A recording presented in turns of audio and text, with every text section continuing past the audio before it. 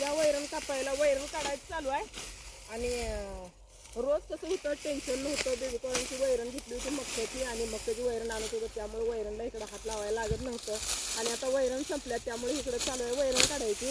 जी ज्वारीची कुळी होती ना, आपण पहिल्यांदा ज्वारी कापून घेतली, त्याच्यानंतर ही एवढी वैरण आल्या, आणि परत नंतर तिथं कापल्यावर आणखी एवढी वैरण आल्या. ज्वारीची पण 3 वेळा वैरण काढायला येते, आणि खायला शेळ्यांना चांगली असते. आता उन्हाळ्यात घालायला चांगली आहे वैरण, पण आपल्याला आता ते हत्ती गवत आहे, ते हत्ती गवत काढून, म्हणजे सुपर नेपियर आहे ना, ते सुपर नेपियर काढून आपल्याला तिथं काय करायचंय, मेथी करायची.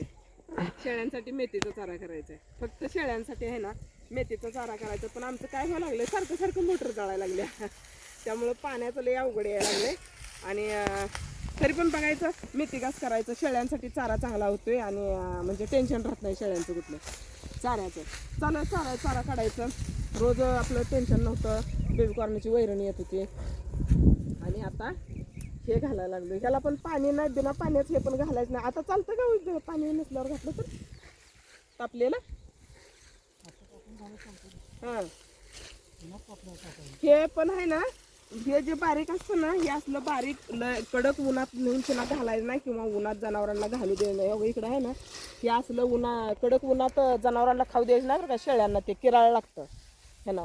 हे असं मोठं असलं तर ह्यानं काही नाही होत, पण हे जे बारीक आहे ना, ह्यानं उन्हात जर तापलेलं नेऊन घातलं तर त्यानं किराळ लागतंय. त्यामुळं आणि पाणी दिलेलं रानातलं असलं तर चालतंय बरं का. पाणी दिलेल्या रानातलं नसलं तर ह्याचं एखाद्या वेळी किराळ लागू शकतं शेळ्यांना. त्यामुळं सकाळ किंवा संध्याकाळच ही चारा घालायचा.